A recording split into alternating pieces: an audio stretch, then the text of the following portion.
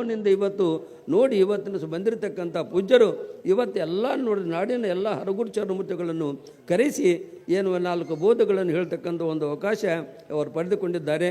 ನಿಜವಾಗಿ ಇವತ್ತಿನ ಸಹ ನನಗೆ ಭಾಳ ಸಂತೋಷ ಆಗ್ತದೆ.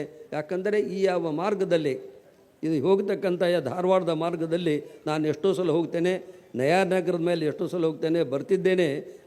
ಇವತ್ತು ಒಳಗೆ ಬಂದಿರ್ಕಿಲ್ಲ. ಈಗ ಅಭಿನವ ಸಿದ್ಧಲಿಂಗ ಸ್ವಾಮಿಗಳವರು ಇದರಿಂದ ನಾವು ಒಳಗೆ ಬರಬೇಕಾಯ್ತು. ಯಾಕಂದರೆ ಕರೆಯವ್ರು ಬೇಕಲ್ಲ. ಈ ನಯಾನಗರದಾಗ ನಾ ಮೊದಲು ಬಂದೇನೆ, ಆ ಮತ್ತು ಬೇರೆ ಇವರು ಪಟಾಕಿಂದ ಮೊದಲೇ ನಾನು ಬಂದೇನೆ.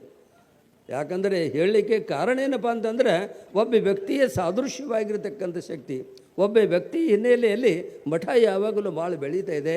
ಅದನ್ನು ಇವತ್ತನ್ನು ಸಹ ರೂಢಿಸಿಕೊಂಡು ಇತ್ತಿತ್ತಲಾಗಿ ಎಲ್ಲ ಸಮಾಜದವರನ್ನು ಎಲ್ಲ ಸಾಂಪ್ರದಾಯ ಸ್ವಾಮೀಜಿಯವರನ್ನು ಕರೆಸಿ ಇವತ್ತು 2 ಮಾತುಗಳನ್ನು ಹೇಳಲಿಕ್ಕೆ ಇವತ್ತು ಅವರ ಅವಕಾಶ